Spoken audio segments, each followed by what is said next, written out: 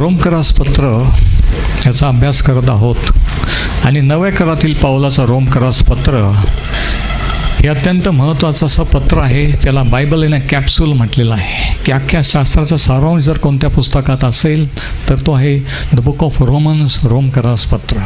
आणि हे जर कळलं तर देव कोण, येशू ख्रिस्त कोण, कशासाठी आला, देवाने काय केलं, काय करीत आहे आणि काय करणार आहे, इस्रायलचा रोल काय आहे, काय चाललेलं आहे, हे सर्व महत्त्वाच्या गोष्टी याच्यामध्ये आहेत. प्रभू येशू ख्रिस्ताची सुवार्ता काय, तिचे लाभ काय, ती कोणासाठी आणि तिच्याद्वारे आपल्याला काय काय देवाने उपलब्ध केलेलं आहे, ह्या सर्व गोष्टी ह्या रोमकरास पत्रात आहेत. आणि म्हणून रोमकरास पत्र जर समजलं तर शास्त्रातलं कोणतंही पुस्तक जुन्या किंवा नवा करातलं तुम्हाला समजू शकतं. आणि म्हणून हे बेसिक फाउंडेशन आहे. तर आता रोमकरास पत्राच्या 5व्या अध्यायात आपण आलेलो आहोत आणि आजच्या संदेशाचा टायटल आहे द टू ॲडम्स, दोन आदाम. आणि शास्त्रभाग आहे रोमकरास पत्र याचा 5वा अध्याय आणि वचनं 12 ते 21. Romans chapter 5 versus 12 to 21. आता 5व्या अध्यायामध्ये पौलाने प्रभू येशूवर आणि सुवार्तेवर विश्वास ठेवल्यानंतर आपल्याला कोणकोणते फायदे होतात, कोणकोणते लाभ, कोणकोणते आशीर्वाद मिळालेले आहेत हे तो सांगत आहे.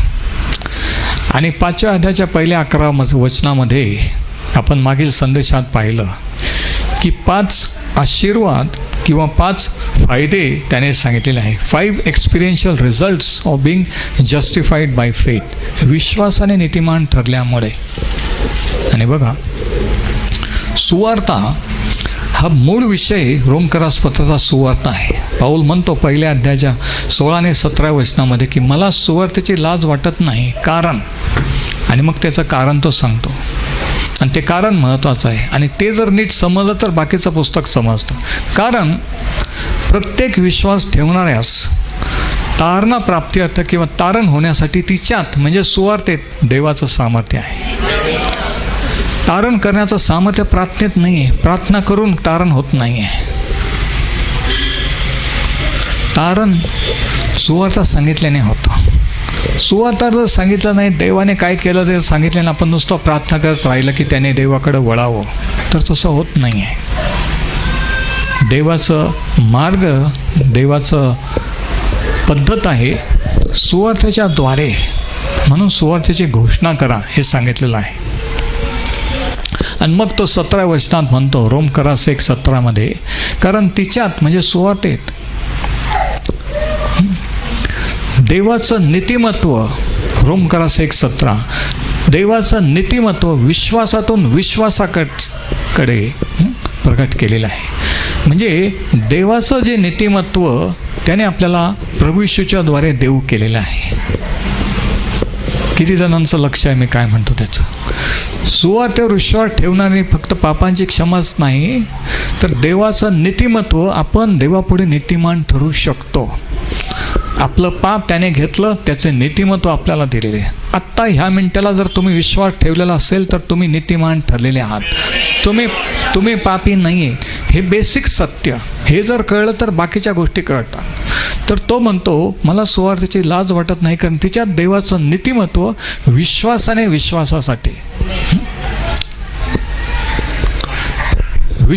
विश्वासासाठी प्रगट केलेलं आहे. Praise the Lord. आणि म्हणून सुवार्ता महत्त्वाची आहे. कारण सुवार्तेच्या द्वारे तारण आहे आणि दुसरीकडे सुवार्तेच्या द्वारे नीतिमान ठरणं हे आहे. Praise the Lord, praise the Lord. किती जणांना समजतंय मी काय बोलतो ते?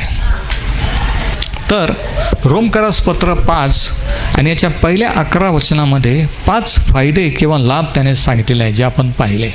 रिकॅप मी घेत आहे. पहिला लाभ वचनं 1 आणि 2 आपल्याला देवाबरोबर शांती लाभलेली आहे. देव आपल्यावर रागवलेला नाही आहे. आज अनेकांना वाटतं की देव रागवलेला आहे, त्याला शांत केलं पाहिजे, त्याचा राग शांत केला पाहिजे, मग प्रार्थनेचं उत्तर येईल, मग आपण बरे हो. तर पहिला जो लाभ आहे पहिल्या वचनात 5व्या अध्यायाच्या, we have peace with God, देवाबरोबर शांती मिळालेली. दुसरा लाभ जो आहे की त्याच्या कृपेत आपल्याला प्रवेश आहे. We have access to his grace, की केव्हाही 24 तास आपण त्याच्या कृपेचा फायदा घेऊ शकतो. देवाची कोणती भेटण्याची वेळ नाही, सकाळी 9 ते 12 आणि संध्याकाळी 6 ते 9. Praise the Lord. 24 तास रात्रंदिवस केव्हाही आपण त्याचा धावा करू शकतो आणि त्याच्या कृपेत आपला प्रवेश होऊ शकतो. किती जण आनंदाने आमेन म्हणणार आहे. काहीतरी म्हणायला शिका देवाचे लोक या रीतीने. तिसरा जो लाभ आहे की आपल्याला गौरवाची आशा आहे. त्याने सांगितलेलं आहे 2 वचनाच्या शेवटी की तो आपला गौरव करील, आपले संकट दुःख कायमचेच राहणार नाही आहे, है ना. तो आपला गौरव करेल याची आशा आहे, है ना. Hope, the hope of glory. निराशेतून आत्महत्या, किती वेळेस असं होतं. आज लोकांना आशा नाही आहे, ते दाखवतात, खोटं हसतात, खोटं आनंदित खुश आहेत असं दाखवतात, प्रेज द लॉर्ड म्हणतात, पण निराशा आहे. पण ती आशा प्रभू येशू ख्रिस्ताने काय केलं त्याच्या विश्वास ठेवल्याने आपल्याला ह्या गोष्टी मिळतात. देवाबरोबर शांती, त्याच्या कृपेत प्रवेश, आपल्याला आपलं तो गौरव करील याची आशा. चौथी गोष्ट की आपण संकटातही जयोत्सव करतो. वचन 3 ते 5 मध्ये सांगितलेलं आहे की आपण संकटात, प्रॉब्लेममध्ये देखील आनंद करतो. कारण संकटाने धीर उत्पन्न होतो, चारित्र्य उत्पन्न होतो आणि देव आपल्याला घडवत आहे. म्हणून काही वेळ देव काही गोष्टी होऊ देतो, है ना. काही प्रार्थनेचे उत्तर मिळत नाही, है ना. तर हे कळलं पाहिजे की संकटाचा एक उद्देश असतो, प्रॉब्लेम येण्याचा एक उद्देश असतो आपल्याला, जसं काही ताळ्यावर आणण्याचा, शुद्धीवर आणण्याचा, है ना. Praise the Lord. हा चौथा आशीर्वाद. आणि मग पाचवा जो फायदा आहे तो आहे 5व्या वचनामध्ये 5व्या अध्यायाच्या, की आपण देवामध्ये गौरव करतो. वी एक्झॉल्ट इन गॉड हिमसेल्फ, की देव आपला आनंद आहे. आपला आनंद वस्तू नाही, घर, नोकरी, बिझनेस, पैसा वस्तू नाही आहे. आपला आनंद कोणीतरी व्यक्ती नाही, आपला आनंद देव स्वतः आहे. Praise the Lord. किती जण म्हणू शकता की माझा आनंद देव स्वतः आहे. कोणीतरी व्यक्ती असलं, कोणतं तरी ठिकाण असलं, त्या व्यक्तीने जर सोडून दिलं, ते ठिकाण गेलं, ते बिझनेस गेला, तर आपण आनंदित राहू शकतो का? नाही. पण देव जर आपला आनंद असला, त्याच्यामध्ये जर आपला आनंद असला, तर तो कधी नाहीसा होत नाही. आणि म्हणून पाऊल म्हणतो फिलिप्पीकरास पत्राच्या 4थ्या अध्यायामध्ये की प्रभूमध्ये सर्वदा आनंद करा. म्हणा प्रभूमध्ये. आणि तुम्हाला माहिती आहे जे प्रभूमध्ये आहेत तेच प्रभूमध्ये आनंद करतात, नाही का. जे प्रभूमध्ये त्यांना कळत नाही ही भाषा मी काय बोलतो ते, पण जर तुम्ही त्याच्यामध्ये आहात तर तुम्हाला माहिती आहे की तुमचा आनंद त्याच्यामध्ये आहे. प्रेज चला. कोणत्या परिस्थितीमध्ये, वातावरणामध्ये नाही आहे, व्यक्तीमध्ये नाही आहे, बिझनेसमध्ये नाही, धनसंपत्तीमध्ये, प्रॉपर्टीमध्ये नाही, तर त्याच्यामध्ये आनंद आहे. की परिस्थिती जरी बदलली, लोक जरी बदलले, तरी तो बदलत नाही आहे. त्याचं माझ्यावरील प्रेम बदलत नाही आहे, त्याचं सामर्थ्य बदलत नाही आहे, त्याचं वचन बदलत नाही आहे. म्हणून आपण त्याच्यामध्ये आनंद करू शकतो. हे 5 लाभ आपल्याला मिळतात. हे पहिल्या भागाच्या रोमकरास पत्र 5:1 ते 11 मध्ये आपण पाहिले. आणि आज आपण पाहू आजचा विषय 2 आदाम, द 2 ॲडम्स. आता हे 2 आदाम कोणते? पहिला आदाम सर्वांना माहीत आहे, पण दुसरा आदाम कोण? आणि ते आपण पाहू. आणि ह्या 2 आदामांचा प्रत्येकाचा, मग तो कोणत्याही जाती धर्माचा असतो आणि कोणी असो, ह्या 2 आदामांशी तुमचा आणि माझा आज काय संबंध आहे हे आपण आज या वचनातून पाहणार. म्हणून नीट लक्ष द्या. रोमन्स 5:12-21, रोमकरास 5:12-21, 12 वचनापासून आपण वाचू. ह्या प्रकारे एका मनुष्याच्या द्वारे पाप जगात आले आणि पापाच्या द्वारे मरण आले. आणि तो मनुष्य कोण? आदाम. मला वाटलं कोणीतरी म्हणेल, मला वाटलं कोणाचं तरी लक्ष आहे माझ्याकडे. पहिला मनुष्य कोण? एका मनुष्याच्या द्वारे पाप जगात आले आणि पापाच्या द्वारे मरण आले. आणि सर्वांनी पाप केल्यावरून सर्व मनुष्यात मरण पसरले, आपोआप पसरले. सर्वांना जशी काही लागण झाली. पाप नियमशास्त्रापूर्वी जगात होतेच, पण नियमशास्त्र नसले म्हणजे पाप मोजण्यात येत नाही. कायदा जर नाही तर कायदा मोडला कसं काय म्हणायचं? कायदा असल्यावर म्हणू शकतो की कायदा मोडला. नियमशास्त्रच नाही तर नियम मोडला कशावर म्हणायचा? कायनाने हबेलाचा मर्डर केला, देवाने का बरं जीवन ठेवलं? का बरं शिक्षा दिली नाही? मर्डर करू नये हा कायदाच जर नाही, नियमच जर नाही तर शिक्षा द्यायची कशी? म्हणून नियमशास्त्र नव्हते तोपर्यंत पाप जगात होते, पण इतकं वाढत गेलं, आउट ऑफ लिमिट गेलं, शेवटी नियम द्यावे लागले. नियम कशाला असतात? कायदे कशाला असतात? कंट्रोलमध्ये ठेवण्यासाठी असतं, है ना. तर वचन 14, तथापि आदामापासून मोशापर्यंत ज्यांनी आदामाच्या उल्लंघनाच्या प्रकाराप्रमाणे पाप केले नाही, त्यांच्यावरही मरणाने राज्य केले. पाप आदाम हव्याने केलं होतं, पण ज्यांनी फळ खाल्लं नाही त्यांच्यावरही आपोआप मरण आलं होतं. आपल्यावरही आलेलं आहे. किती जण समजत आहे? इकडे लक्ष द्या, हे महत्त्वाचं आहे. माझ्यासोबत राहा, इकडे तिकडे बघू नका. ज्यांनी ते पाप केलं नव्हतं त्यांना आपोआप त्याचे परिणाम भोगावे लागले, आजही भोगत आहेत. तो तर जो येणार होता त्याची प्रतिमा होता. काय लिहिलेलं आहे 14व्या वचनाच्या शेवटी? तो तर, म्हणजे तो आदाम कोण होता? जो येणार होता त्याची प्रतिमा होता. अ शॅडो, अ टाईप. म्हणजे पहिला आदाम एक प्रतिमा किंवा एक टाईप होता की दुसरा आदाम, शेवटला आदाम, अजून एक आदाम देव जगात पाठवेल. हे महत्त्वाचं प्रगटीकरण आहे, लक्षात घ्या. इकडे लक्ष द्या. पहिला आदाम एक टाईप होता, प्रतीक होता. दुसरा आणि शेवटला जो आदाम येणार त्याचं बघा. म्हणजे पहिला पॉईंट वचन 12 ते 14 या ठिकाणी 2 काळ किंवा 2 पर्व सांगितलेले आहेत. 2 time periods. First point 2 time periods versus 12 to 14. आता हे 2 पर्व किंवा 2 काळ कोणते? आदामापासून तर मोशापर्यंत. मोशेच्याद्वारे नियमशास्त्र देण्यात आलं, पण मोशेपर्यंत आदामापासून कोणताही लेखी नियमशास्त्र बायबल लोकांना दिलेलं नव्हतं, काहीच नव्हतं. म्हणून तो एक टाईम पिरियड आदामापासून तर मोशेपर्यंत. आणि दुसरा टाईम पिरियड, दुसरा कालावधी कोणता होता? मोशेपासून जेव्हा देवाने नियमशास्त्र मोशेच्याद्वारे इस्रायला दिलं तेव्हापासून तर येशू ख्रिस्त जगात येईपर्यंत.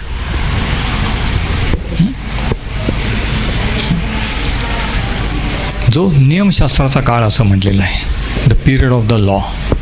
हे 2 काळ आपण ह्या 12 ते 14 वचनामध्ये पाहतो. पहिला काळ कोणता? आदाम ते मोशे, आणि दुसरा मोशेपासून तर प्रभू येशू ख्रिस्तापर्यंत. तो नियमशास्त्राचा काळ, आणि अगोदर नियमशास्त्र नसल्याचा काळ. म्हणून योहान 1:17 लिहिलेलं आहे की नियमशास्त्र मोशेच्या द्वारे आले, पण कृपा व सत्य येशू ख्रिस्ताच्या द्वारे आली. म्हणजे प्रभू येशू जगात आला, नियमशास्त्राचा काळ संपला. नवीन काळ, नवीन पर्व. A new era began in the human history. मानवजातीच्या इतिहासात एक नवीन पर्व सुरू झालं. तरी काही ख्रिश्चन लोक 10 आज्ञा पाळत आहेत, हंगामाचे सण करीत आहेत, वेगवेगळे सण करीत आहेत. अरे ते आपल्यासाठी नव्हतं, त्यांच्यासाठी होतं. ते त्या काळात होते. प्रभू येशू जेव्हा म्हटलं पूर्ण झालं तेव्हा पूर्ण झालं. ओलांडणाचा कोकरा वधला गेला. त्याला परत परत वधवू नका, विकू नका. Praise the Lord. कोणतं शास्त्र आपण वाचत आहोत? काय समजतो आपण स्वतःला की आम्हाला सर्व माहीत आहे? काय माहीत आहे? चुकीचं ऐकून, लहानपणापासून चुकीचं ऐकून, खोटं ऐकून आपल्याला ते खरं वाटतं, आणि खरं सांगितलं की खोटं वाटतं. असं कसं म्हणतो बाळकसाहेब? मी नाही म्हणे, शास्त्र म्हणतं. म्हणून सांगतो की शास्त्रात बघा आणि चेक करा. मी जे सांगतो ते वचनाप्रमाणे आहे की तुमच्या चर्चप्रमाणे आहे की तुम्हाला काय वाटतं त्याच्याप्रमाणे आहे. तर 2 टाईम पिरियड्स, 2 काळ किंवा पर्व या ठिकाणी सांगितलेले आहेत. आता आपण बघू, आपण वाचला की तो म्हणजे आदाम जो येणार होता त्याचं प्रतिमा होती किंवा प्रतीक होता. तर ह्याच्याबद्दल आणखी काय सांगितले? पौलाचे कोरिन्थीकरास पत्राचा 15वा अध्याय, 1 Corinthians chapter 15, 1 कोरिन्थ 15, ह्या आदामाबद्दल जो येणार होता, जो आणखी एक आदाम, ह्याच्याबद्दल पौलाने काय सांगितले? 1 कोरिन्थ 15 आणि वचन 45 इथं असं लिहिलेलं आहे. त्याप्रमाणे शास्त्रलेख आहे की पहिला मनुष्य आदाम जिवंत प्राणी असा झाला, शेवटला आदाम जिवंत करणारा आत्मा असा झाला. किती जण माझ्यासोबत आहेत? किती जण ऐकत आहेत? वचन 45, पहिला मनुष्य आदाम, पहिला मनुष्य आणि जिवंत करणारा प्राणी असा झाला. आणि शेवटला आदाम, दुसरा आदाम नाही, शेवटला हा शब्द अंडरलाईन करा आणि पहिला हा शब्द अंडरलाईन करा. प्रभू येशू ख्रिस्त हा दुसरा आदाम नाही, शेवटला आदाम आहे. नीट लक्ष द्या, ह्याच्यापेक्षा महत्त्वाचं काही नाही आहे.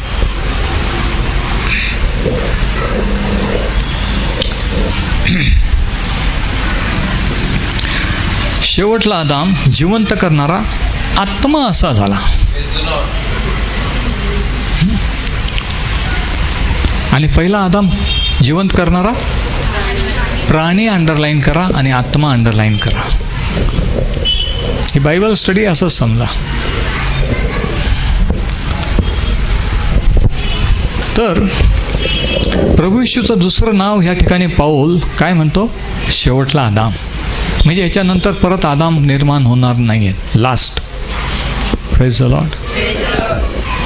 म्हणजे तो शेवटला आदाम, म्हणजे आदामाच्या द्वारे, त्या पहिल्या आदामाच्या द्वारे पाप आणि त्याचे परिणाम जे सर्व जगावर आले, त्याची शिक्षा जे सर्व जग भोगत आहे, ते सर्व प्रभू येशूने वधस्तंभावर स्वतःवर घेतलं आणि तिथं पहिल्या आदामाचे जे इफेक्ट किंवा परिणाम ते त्या वधस्तंभावर संपवले.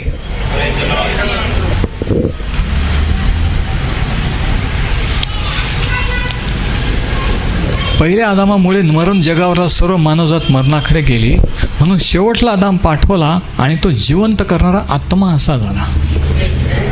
तो जीवन देण्यासाठी आलेला नाही. पण आम्ही काही जिवंत नाही का? नाही आहे. जिवंत असून नसल्यासारखं आहे. देवाविरुद्ध जीवन काही जीवन आहे का? कशासाठी जगतोय माहीत नाही, कशासाठी जन्मलो माहीत नाही, कुठं चाललोय माहीत नाही. ते काय अर्थ आहे का त्याला? त्याच्या ठायी जीवन होते आणि ते जीवन मनुष्यांचा प्रकाश होते.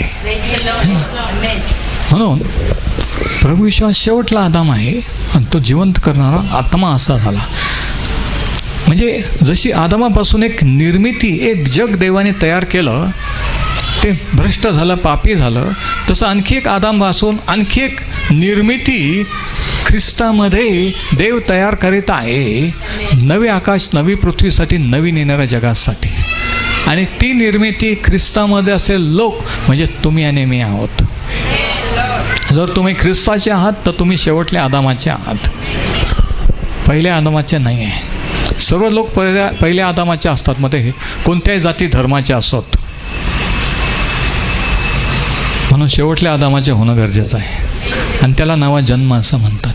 पहिल्या आदामाचे पासून तर सगळेच आहेत, माना नाही तर नका मानो, पण शेवटल्या आदामाचे आहोत का हा विषय आहे. किती जण समजताय मी काय बोलतो ते? नुसतं तसं पाहू नका. आमेन, प्रेज द लॉर्ड काहीतरी म्हणा. नुसतं असं शून्य चेहऱ्याने माझ्याकडे पाहू नका. देवाचा धन्यवाद करा. प्रभू तू माझ्याशी बोल असं कोणीतरी म्हणा. आणि जर ही मनापासून प्रार्थना केली असेल तर तुम्हाला समजेल हे मी काय बोलतोय, हे प्रगटीकरण तुम्हाला समजेल. काहीतरी घेऊन तुम्ही घरी जाल, नेक्स्ट लेवलला तुमच्या आत्मिक जीवनामध्ये जाल. म्हणून थोड्या वेळ शांत राहून जरा हे वचन ग्रहण करा.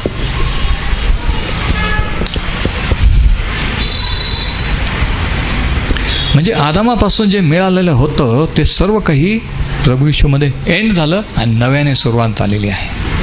आणि मग त्याला दुसरं नाव काय आहे? वचन 47, 1 कोरिन्थ 15:47. दुसरा मनुष्य असं म्हटलेलं आहे. प्रभू येशूचे 2 शीर्षक किंवा टायटल. पहिलं टायटल 45व्या वचनात आहे, शेवटला आदाम, अंडरलाईन करा. आणि दुसरा टायटल 47व्या वचनात आहे, दुसरा मनुष्य, second man. Last Adam and second man. प्रभू येशू हा दुसरा आदाम नाही आहे, दुसरा मनुष्य आहे. Praise the lord. तो शेवटला आदाम आहे, तो दुसरा मनुष्य आहे. म्हणजे पहिला माणूस फसला, पाप केला, त्याच्यामुळंच प्रॉब्लेम झाले. पण दुसरा मनुष्य देवाने परिपूर्ण असा पाठवला. आणि जेव्हा आपण त्या दुसऱ्या मनुष्याचे होतो तेव्हा आपण देवाचे संतान होतो. आणि ते महत्त्वाचं आहे.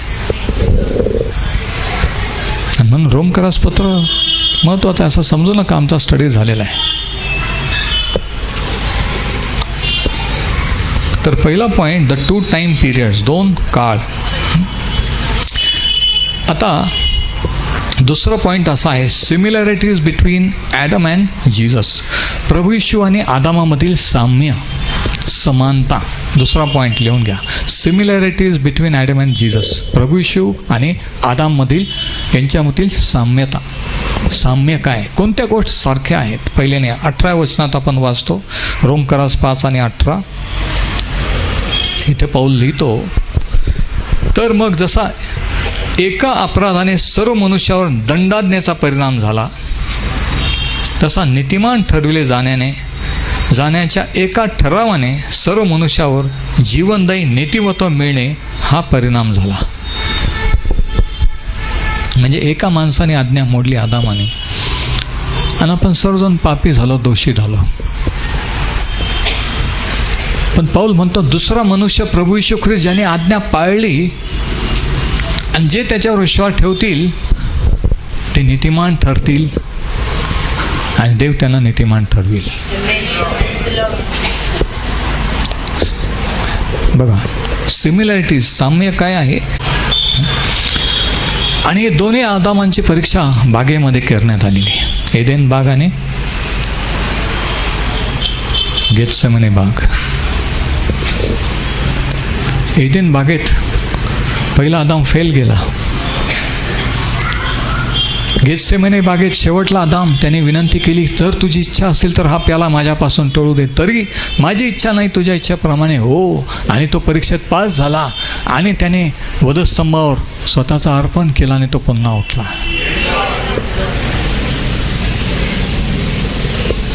पहिला आदाम हरला, शेवटला आदाम जिंकला.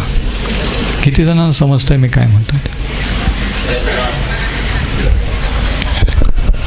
तर ही एक सिमिलॅरिटी की एकाचं अपराध आणि एकाचं आज्ञापालन. एकाने आज्ञापालन नाही केलं, आज्ञा मोडली एदेन बागेत. दुसऱ्याने त्याच बागेमध्ये आज्ञा पाळली, शेवटल्या आदामाने, दुसऱ्या मनुष्याने. वचन 19 मध्ये दुसरं साम्य आहे, सेकंड सिमिलॅरिटी. वचन 19, जसे एका मनुष्याच्या आज्ञाभंगाने किंवा आज्ञा मोडल्याने बहुजन पापी झाले, तसे ह्या एकाच्या म्हणजे प्रभू येशूच्या आज्ञापालनाने बहुजन नीतिमान ठरतील. एकाने आज्ञा मोडली, सगळे पापी झाले. एकाने आज्ञा पाळली आणि जे त्याच्यावर विश्वास ठेवतात ते नीतिमान ठरतात. हे साम्य आहे. तर हे आदाम आणि प्रभू येशूमधलं सिमिलॅरिटीज किंवा साम्य आहे. तर तिसरा आणि शेवटचा point, differences between Adam and Jesus. प्रभू येशू आणि आदामामध्ये फरक, कोणकोणते फरक आहेत? 15 वचन बघा, रोमकरास 5 आणि 15. तरी पण जशी अपराधाची गोष्ट तशी कृपादानाची नाही, कारण एकाच्या अपराधाने बहुज माणसे मरण पावली, तर देवाची कृपा आणि तो एक पुरुष येशू ख्रिस्त याच्या कृपेचे दान हे बहुत जणांकरिता विशेष करून विपुल झाले किंवा उपलब्ध झाले. आता फरक काय आहे की एकाच्यामुळे पाप आलं आणि दुसऱ्याच्या आज्ञापालनामुळे देवाची कृपा आणि तारण उपलब्ध झाला. Praise the Lord.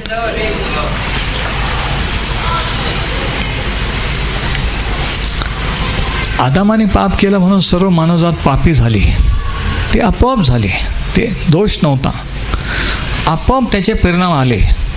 पण शेवटला आदाम प्रभू येशूने जे आज्ञापालन केलं त्याचे आशीर्वाद आपल्यावर आपोआप येत नाहीत, आपल्याला विश्वास ठेवून निर्णय घ्यावा लागतो. हा फरक लक्षात घ्या. आपोआप असतं तर सगळ्या जगाचं आपोआप तारण झालं असतं. किती जणांना समजतंय मी काय बोलतो ते?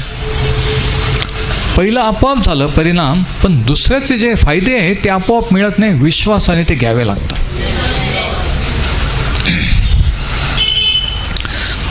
आता दुसरा फरक, वचन 16, रोमकरास 5:16. पाप केलेल्या एका इस्माच्या द्वारे म्हणजे आदामाच्या द्वारे जसे झाले तसे दानाचे होत नाही आहे. कारण ज्या न्यायाचा परिणाम दंडाज्ञा तो एकावरून झाला किंवा एकामुळे झाला, पण ज्या कृपादानाचा परिणाम नीतिमान ठरले जाणे असा आहे तो बहुतांश अपराधावरून झाले. म्हणजे एकच पाप दोषी ठरवायला पुरेसा होता, त्याच्यामुळं दंड आला. पण एकच आज्ञापालन प्रभू येशूचं अनेकांना, असंख्य लोकांना त्याच्यावर विश्वास ठेवण्याला ना एकाच वेळेस नीतिमान ठरवू शकतं. Praise the Lord. एकाच्या आज्ञापालनाने दंड आला, दुसऱ्या शेवटच्या आदामाच्या आज्ञापालनाने नीतिमत्व आणि जीवन आला. आता 17 वचन, तिसरी गोष्ट, तिसरा फरक काय बघा. वचन 17मध्ये त्या एकाच्या अपराधाने म्हणजे आदामाच्या त्या एकाच्या द्वारे मरणाचे राज्य चालू झाले, तर ज्यांना कृपा व नीतिमत्वाचे दान यांची विपुलता मिळते ते विशेष करून त्या एका येशू ख्रिस्ताच्या द्वारे जीवनात राज्य करतील. म्हणजे पौलाला हे म्हणायचं आहे की पहिल्या आदामामुळे मरणाने प्रत्येकाच्या जीवनावर सत्ता चालवलेली आहे. प्रत्येकावर, तर कोणी मोठा असो छोटा असो, मरण हे ठरलेलं आहे. तर मरणाची सत्ता आहे. पण तो म्हणतो शेवटला आदाम, दुसरा मनुष्य म्हणजे प्रभू येशू, ह्याच्याद्वारे जेव्हा आपण विश्वास ठेवतो त्यावेळेस आपण जीवनात राज्य करतो, आपल्याला जीवन मिळतं. जे मरण आदामामुळे आलं ते त्याने स्वतःवर घेतलं, ते कॅन्सल होऊन प्रभू येशू ख्रिस्त आपल्याला जीवन देतो. आणि ही आशा आहे. एकाने म्हणजे काय, थोडक्यात हे, एकाने मरण आणलं, दुसऱ्याने जीवन आणलं. मरणात राहायची गरज आहे का? नाही. हीच तर आनंदाची बातमी आहे.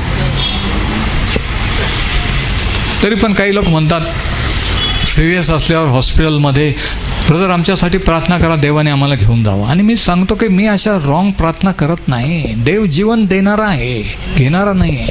घेऊन जा असं कोणी प्रार्थना नाही करू शकत. परिस्थिती आहे, वातावरण आहे, ठीक आहे, पण देव जीवन देणारा आहे. Praise the Lord. तर त्याच्यावर विश्वासाने आपण जीवनात राज्य करू. आणि लक्षात घ्या की येणाऱ्या जीवनात नाही, आत्ता सध्याच्या ह्याच्यात, ह्या हयातीत असताना आपण राज्य करूया. जसे स्वर्गात तसे पृथ्वीवर तुझ्या इच्छेप्रमाणे हो. कुठे हो? पृथ्वीवर. आपण पृथ्वीवर असताना, आपण स्वर्गात गेल्यावर नाही. Praise the Lord. नाही, पण एक दिवशी सगळे प्रॉब्लेम एक दिवशी तर होतील, पण आत्ता आपण राज्य करावं जीवनात, ही त्याची इच्छा आहे. आणि आपण करू शकतो प्रभू ईश्वर विश्वासामुळे.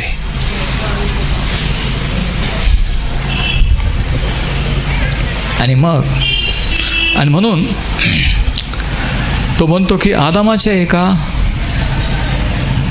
आज्ञा मोडल्यामुळे मरणाने राज्य केले, तसं प्रभू येशूने आज्ञापालन केल्यामुळे जीवन मिळतं. त्या जीवनात त्याच्यावर विश्वास ठेवणारे राज्य करू शकतात. इफिस 2 वचन 4 ते 6 ह्याच्यामध्ये एक वर्णन आहे की प्रत्येक जण देवाकडे वळण्यापूर्वी कसा असतो, है ना.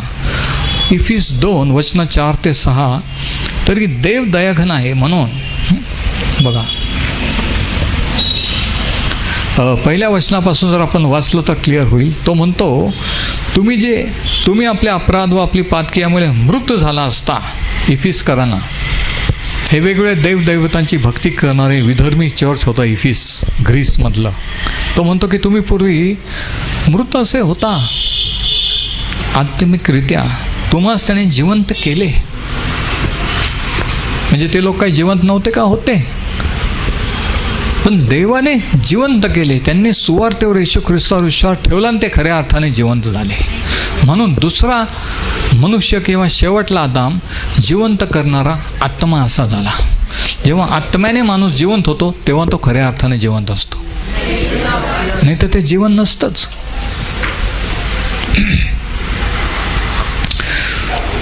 आणि मग चौथ्या वचनात तो म्हणतो की तरी देव दयाघन आहे म्हणून. कोण? देवामुळे, माझ्यामुळे, कोणामुळे नाही आहे. देव दयाघन आहे म्हणून आपण आपल्या अपराधामुळे मृत झालो असताही त्याने आपल्यावरील स्वतःच्या परम प्रेमामुळे. कशामुळे? आपल्या धर्मकर्मामुळे नाही. आपण किती प्रेमळ आहोत, आपले बापदादा किती चांगले आहेत, आपण किती उच्च घराण्यातले आहोत, धार्मिक आहोत म्हणून नाही. देव कोण आहे म्हणून. लक्षात घ्या, कारण आपण कोण आहोत म्हणून नाही, तर